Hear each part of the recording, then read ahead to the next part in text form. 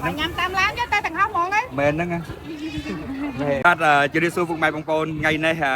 bàn khơi nơi sạch ăn. Đây pi lô chiết điền nụm crop hay năng chiết rú chiết đau món đó. Bà thôi cặp tới nhung bất chiết thay nó côn nơi trong ca nghiệp bảo bồn khang sạch ăn ninh men tên. Thì phụ ấy ngày nay quật chân ai phê mà là nghịch đam bay mà ăn ai con đi. Đi phục mày bông bồn con phục đàn cùi rong chấm nhầm. Mà rồi cao spi nè và conទាំងអស់ហើយបោករួមទាំងម៉ែមក27អ្នកទៀតវាចូល200មាត់អ្នកជាងហ្នឹងនេះហើយឥឡូវនេះគាត់អាំងឲ្យខ្ញុំមកប្រអប់ដែរនេះដាក់តាមឡានឡើងទៅមណ្ឌលចាស់ជរាពីព្រោះអីខ្ញុំកំពុងតែសាងសង់មណ្ឌលចាស់ជរាមួយទៀតណាពុកម៉ែបងប្អូនបាទអាចចប់បង្ហើយការសាងសង់នៅចុងខែ12បាទចឹងហើយឥឡូវសុំបានមកប្រអប់ហើយមិញដាក់មកចកៈគឺថាជក់មាត់តែម្ដង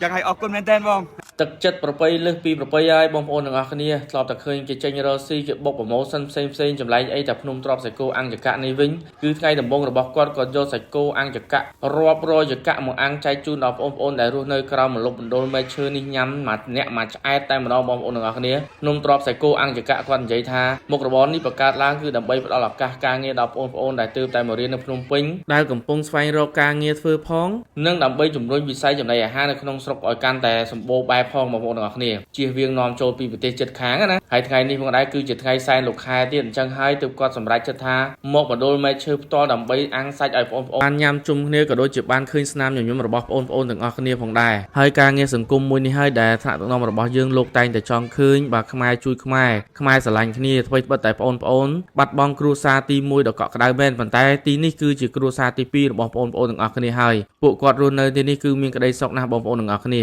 ហើយមិនត្រឹមតែប៉ុណ្ណោះការចូលរួមនេះក៏មានការឧបត្ថម្ភពីក្រុមហ៊ុន Champion Group ដែលគាត់បានជួយជាភេទជ្ជៈដល់លោកគ្រូអ្នកគ្រូបាទខាងបងប្អូនយើងនៅអូស្ត្រាលីគាត់ជួយបិចសភៅខ្មៅដៃខាងទឹកសុទ្ធសន្តិភាពហ្នឹងគាត់ជួយជាទឹកសុទ្ធបាទជាមួយនឹង TF Furniture ហ្នឹងគាត់ជួយជាថវិកាដើម្បីចូលរួមធ្វើជាបង្អែមធ្វើអីទៅបងប្អូនទាំងអស់គ្នាបាទមានចំហួយមានអីបាទចែកជូនដល់បងប្អូនយើងញ៉ាំកំសាន្តរីករាយជាមួយគ្នាសប្បាយមែនទែនបងប្អូនបាទគូគាត់សប្បាយគាត់ថាមិនធ្លាប់មានទេមកអាំងសាច់គោមកឲ្យផ្ទាល់ដល់កន្លែងអញ្ចឹងណាអញ្ចឹងហើយកន្លែងនេះខ្ញុំចង់រំលឹកដល់បងប្អូនបន្តិចថាបើសិនជាបងប្អូនកំពុងតែស្វែងរកការងារធ្វើជាពិសេសបងប្អូននិស្សិតបាទទើបតែមករៀននៅភ្នំពេញឆ្នាំទី1អីចង់ធ្វើការក្រៅម៉ោងអីកុំភ្លេចតំណែងមកខាងភ្នំទ្របសាច់គោអាំងចកៈមកណាគាត់កំពុងតែត្រូវការបងប្អូនដើម្បីលក់ part time ក្រៅម៉ោងដើម្បីឲ្យបងប្អូនមានការងារធ្វើផងរៀនផងអញ្ចឹងណាហើយសម្រាប់បងប្អូនយើងប្រុសៗដែលចេះអូសលំមកសដៅកតុយអីហ្នឹងអាចដាក់ពាក្យបានដែរគាត់ក៏កំពុងតែត្រូវការរើសដូចគ្នាបាទពិសេសមែនតើភ្នំទ្របសាច់គោអាំងចកៈគាត់តែងតែផ្ដល់ការងារដល់បងប្អូនខ្មែរយើងជាពិសេសបងប្អូនដែលទើបតែចំណាក់ស្រុកមកពីប្រទេសជិតខាងយើងអាចមកដាក់ពាក្យធ្វើការបានដូចគ្នាអូខេអរគុណច្រើនបងប្អូនទាំងអស់គ្នាហើយក៏សូមថ្លែងអំណរគុណទៅដល់ម្ចាស់ជំនួយទាំងអស់ដែលបានចូលរួមក្នុងកម្មវិធីនេះធ្វើឲ្យបងប្អូននៅក្នុងមណ្ឌលមេឈើរបស់បងផុនផល្លាហ្នឹងគាត់បានញ៉ាំសាច់គោអាំងយ៉ាងឆ្អែតមានភេទជ្ជៈមានទឹកមានចំហួយហើយនឹងទទួលបានបិចសភៅខ្មៅដៃមួយចំនួនទៀតពីខាងបងប្អូនដែលមានចិត្តសប្បុរសធម៌ម្នាក់មួយចំណែកដើម្បីឲ្យកម្មវិធីនេះកាន់តែរលូនអញ្ចឹងខ្ញុំបាទនិងក្រុមការងារក៏សូមអរគុណដល់ពុកម៉ែបងប្អូនទាំងអស់គ្នាផងដែរជូនពរពុកម៉ែបងប្អូនទាំងអស់គ្នាជួបតែសំណាងល្អសុខភាពល្អទាំងអស់គ្នា